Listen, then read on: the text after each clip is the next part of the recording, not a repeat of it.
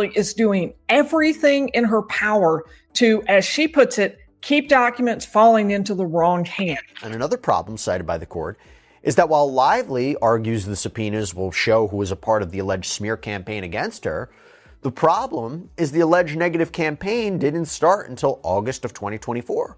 So why would Blake Lively need communications in 2022 and 2020? It's obvious that when a so-called power couple sits at the very top of Hollywood, secrets are part of the package. But what's coming out about Blake Lively and Ryan Reynolds is far darker than anyone expected. Right now, the couple appears to be on a full-scale mission to discredit Justin Baldoni. Yet, ironically, it's Baldoni who seems to be exposing them piece by piece. With an intense legal battle now underway, shocking new details are surfacing that are forcing the public to question everything they thought they knew. Justin Baldoni's lawsuit alone spans more than 221 pages packed with what his team claims are hard receipts, documented timelines, and conversations meant to dismantle Blake's narrative. While Blake Lively has filed a lengthy lawsuit of her own, the real surprise is how aggressively Justin has countered accusations of sexual harassment. Instead of backing down, his legal team has launched a series of strategic counterattacks that flip the script entirely. Sources close to the case suggest that this lawsuit isn't just about clearing a name, but about exposing how power, influence, and Hollywood friendships can allegedly be weaponized. Behind the scenes, insiders whisper that reputations are being quietly protected, while others are being offered up as damage control. The latest controversy now centers on whether private text messages should be released to the public, a move that could permanently shift public opinion.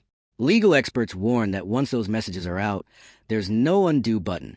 Supporters of Justin argue that transparency is his strongest weapon, while Blake's camp insists the text will be taken out of context. Meanwhile, Ryan Reynolds' silence has only fueled speculation, with critics questioning why Hollywood's favorite nice guy isn't speaking up. Social media has already picked sides, turning the courtroom drama into a public trial by opinion. Every filing adds another layer to a story that feels less like a misunderstanding and more like a calculated power struggle. As the case drags on, one thing is becoming clear. This isn't just a lawsuit. It's a battle over control, credibility, and who gets to own the truth in Hollywood. Lively is doing everything in her power to, as she puts it, keep documents falling into the wrong hands. She says there are 100 million reasons why Baldoni's side might try to leak text messages and other information. That's how much PR value that they have, she told a court. What many people are starting to agree on is that the latest court hearing wasn't really just about the legal clash between Team Blake and Team Justin. On the surface, it looked like another procedural step in an ongoing lawsuit, but underneath it exposed something much bigger. The focus quietly shifted toward the powerful, high-profile figures orbiting it ends with us drama. People whose influence reaches far beyond the courtroom. As names were indirectly referenced and connections became harder to ignore, it became clear that this case is about more than contracts and accusations.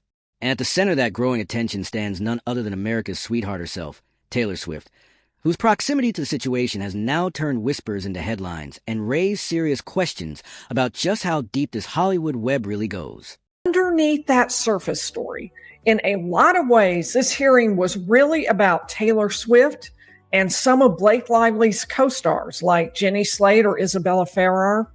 They are the ones who would be protected. That's not obvious on the surface. This is one of those legal issues where there's just a lot bubbling underneath the surface of what you see. And unless you know kind of the inside scoop of how the legal process works, you're going to miss that. Both sides are technically arguing over a protective order, something that on paper sounds routine. A standard protective order is nothing unusual and is commonly used in lawsuits and civil cases that involve sensitive or private information. But this case isn't following the usual playbook. Blake Lively isn't asking for a basic level protection. She's pushing for something far more restrictive. Her legal team is requesting an attorney's eyes-only order, a move that would severely limit who can see key evidence, including documents, communications, and potentially explosive material. Critics argue that such a request raises red flags, while supporters insist it's necessary to prevent public misinterpretation. Either way, this single demand has now become one of the most telling pressure points in the entire case. Only means only the attorneys get to see this, not even the parties. That would mean that if Blake Lively produced text messages she had with anyone, then and they were marked as attorney's eyes only, well, that means Justin Baldoni can't see them. That means also the other defendants, because I think there are 10 who are named as defendants by Blake Lively. And Justin Baldoni's PR agents are also included as defendants. And so some of them also, or all of them who are defendants, would not be able to see these documents. So it's not just about public access. And in fact, it's really not about public access. The judge's protective order already covered anything of a personal and intimate nature regarding any. And contrary to what she's publicly claiming, many believe this move has very little to do with privacy or legal necessity.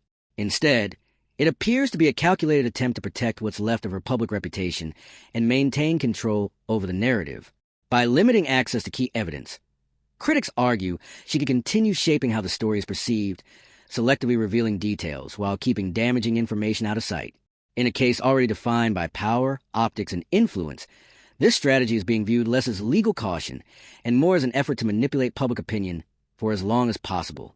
Protective order already covered anything of a personal and intimate nature regarding any individual. So that was already there.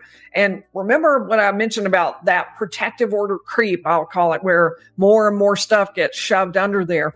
That's going to be used to keep a lot of things under seal that really shouldn't be and that aren't personal and intimate, at least in many cases. That's how it would end up. This all comes shortly after a judge flat out refused Team Blake's demand to obtain every single one of Justin's text messages, phone calls, and emails spanning more than 2 years.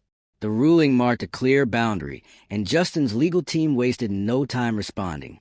In their statement, they pushed back hard, pointing out what they described as an entitled and overreaching request, arguing that such a sweeping demand had little to do with justice and everything to do with fishing for leverage.